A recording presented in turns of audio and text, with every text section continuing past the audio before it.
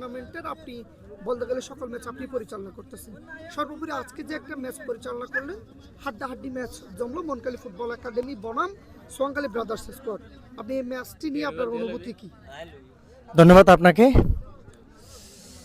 আমি যদি সর্বশেষ ম্যাচ যেটি পরিচালনা করেছি এটার বিষয়ে যদি কিছু বলতে হয়, অবশ্যই আমি দুই দলের প্রতি প্রথমে ধন্যবাদ জানাই এবং যারা একটু রেজাল্ট বের করেছে সোয়ানখালী স্কোয়াড ফুটবল টিম যারা আছে তারা একটু অত্যন্ত ভালো খেলেছে, বিদে তারা রেজাল্ট বের করতে পেরেছে। কিন্তু আমি সর্বশেষ বটতলী ফুটবল একাদশের প্রতি আগামীর শুভকামনা রাখি, যেহেতু তারা আজকে কিন্তু টান উত্তেজনার মধ্য দিয়ে খেলেছিলেন। শুরু থেকে তারা কিন্তু সমতায় ফেরার জন্য কিন্তু যথেষ্ট চেষ্টা করেছিলেন। তো আসলে ব্যাড লাক করার কিছু নাই, হার জিত অবশ্যই আছে, মেনে নিতে হবে।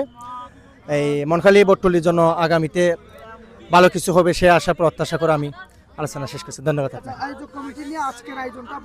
অবশ্যই প্রশংসার দাবিদার হচ্ছে শুরু থেকে শেষ পর্যন্ত অবশ্যই আয়োজক কমিটি, যেহেতু আমি প্রতিবার বলি মাদক থেকে দূরে রাখার জন্য এই বর্তমান প্রেক্ষাপটে যেই পরিস্থিতি চলতেছে দেশে, বেশিরভাগ ছেলেরা কিন্তু মাদকাসক্ত হয়ে যাচ্ছে। সুতরাং এই মাদকাসক্ত থেকে দূরে রাখার জন্য, মাদক থেকে দূরে রাখার জন্য কোমলমতি শিশুদের বা প্রাপ্তবয়স্ক ছেলেদের এই ধরনের টুর্নামেন্ট কিন্তু সর্বোচ্চ ভূমিকা রাখে। এই প্রথম আসর হিসেবে টুর্নামেন্টটির আয়োজন করেছেন মনখালীর কিছু ইয়াং বয়সী জেনারেশন।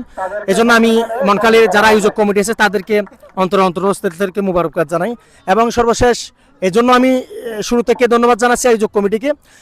পুরো টুর্নামেন্ট জুড়ে ম্যাচটি পরিচালনার দায়িত্ব কক্সবাজার জেলা রেফারিস অ্যাসোসিয়েশনকে দেওয়ার জন্য আমি পুনরায় আবারও দ্বিতীয়বার মতো ধন্যবাদ জানাচ্ছি কমিটিকে। আপনি তো জেলার উপজেলার বিভিন্ন টুর্নামেন্ট শস্য বেড়ান, জি আপনার এই লোকাল টুর্নামেন্ট হিসেবে প্রথম আসরের প্রথম হিসেবে আপনার তাদের আয়োজন কেমন?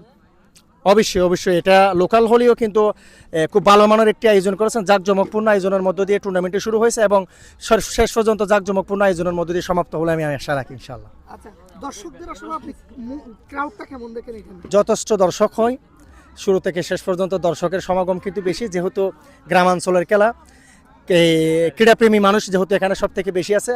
আর তাছাড়া এই টুর্নামেন্টটা দেখার জন্য অনেক দূর থেকে গাড়ি ভাড়া দিয়ে দর্শক আমি এখানে এসেছি, দেখেছি সোনারপাড়া থেকে, জাহাজপুরা থেকে, বিভিন্ন এলাকা থেকে গাড়ি ভাড়া দিয়ে এখানে মানুষ আসে খেলা দেখার জন্য। এই আয়োজক কমিটি এত সুন্দর করে টুর্নামেন্টে আয়োজন করেছেন, মানুষ না আসতে